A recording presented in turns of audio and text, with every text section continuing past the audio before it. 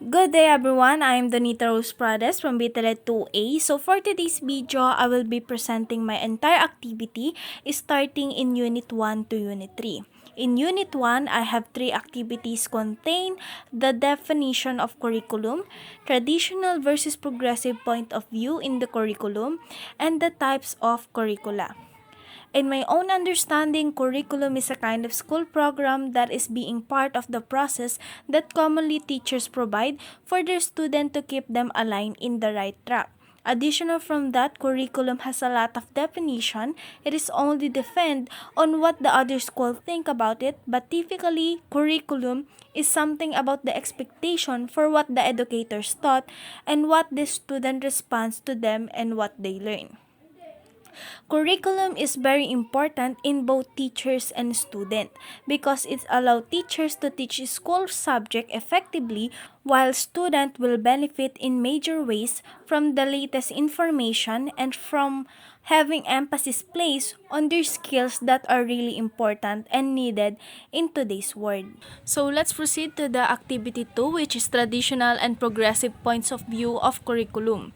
Traditional points of view of curriculum is a straightforward document that outlines a standardized set of learning goals and outcomes for a given subject area and provides a specification on what should be learned and how it should be taught. Progressive points of view of curriculum is the overall school effort to achieve desired school and out of school circumstances. In my reflection, traditional and progressive points of view is both concentrating in the student learning through the teacher capability. Basically, it is all provided methods and strategy for the development of learners. Additional to that, I noticed that in traditional education, schools are less concerned about students themselves and what they gain knowledge in their lessons, while progressive education focuses less on how teacher prepares students for their jobs and more on what students are passionate about the critical thinking skills they can develop. In Activity 3, we have a types of curricula and their examples.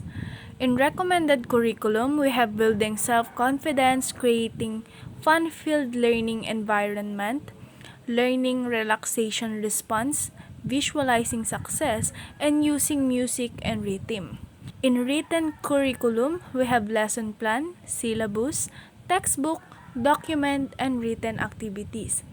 In taught curriculum, we have lectures, group works, recitation, presentation, performance tasks. In supported curriculum, we have textbook, computers, audiovisual materials, playground, and laboratory equipment. In assessed curriculum, we have quiz, midterm exam, interview, final exam, pencil, and paper test. In learn curriculum, we have reflection, final exam, midterm exam, brainstorming, and evaluation. In hidden curriculum, we have physical condition, moods, peer influence, school environment, interaction. In null curriculum, we have environmental education, gender and sex education, life education, career planning, culture history education. In Plantom curriculum, we have educational video, articles, news, social media, and educational website. In concomitant curriculum, we have behavior, social interaction, religion, culture, and values. So let's proceed in my Unit 2. In Unit 2, I have 3 activities contains the lesson plan, K-12 curriculum guide, and curriculum map. Here in my activity 4, you are able to see the copy of my answers in the 9 question that prepared by Ma'am Jane.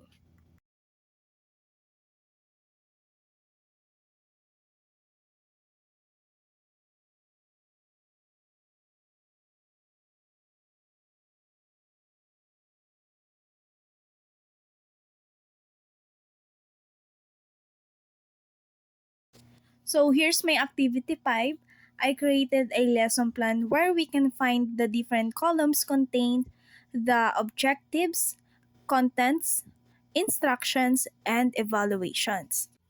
While here in activity 6, we are able to see the step-by-step process of the lesson plan.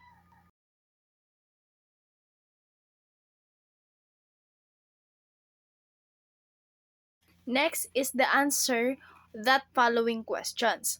Number one, what is meant by developmentally sequenced curriculum map? When we say developmentally sequenced curriculum map, it is a process where the several lessons was organized that will be taught consecutively, and the importance of it is to help by planning, managing, and implementing the sequence in the teaching strategies to meet the curriculum requirements. The second question is, how can you say that the mapping you prepared is developmentally sequenced?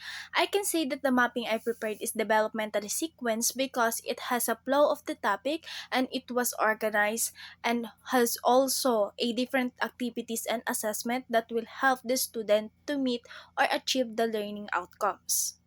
The third question is, prove that the activity, methods, and strategies and assessment activities are aligned to the learning outcomes and competencies related.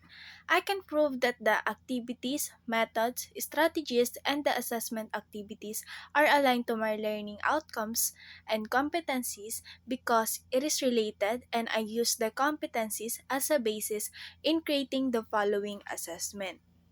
The last question is, provide your learning insights regarding to the lesson covered in this unit. My insight about this unit, I learned how to create a curriculum mapping, and it helps me a lot as a future educator because I know that I will be using it someday. Furthermore, I also gain a lot of knowledge about curriculum planning, design, and organization. So let's proceed to my activity 7. According in my research, curriculum development is the process of designing and creating structures for instruction in formal education. It is based on pedagogical approaches and learning goals. It's cover a broad spectrum from structuring a career program to designing classroom lessons activities. In my personal understanding about curriculum development, it is a process by selecting, executing, and evaluating the learning experience based on the needs, skills, ability, and interests of the learners.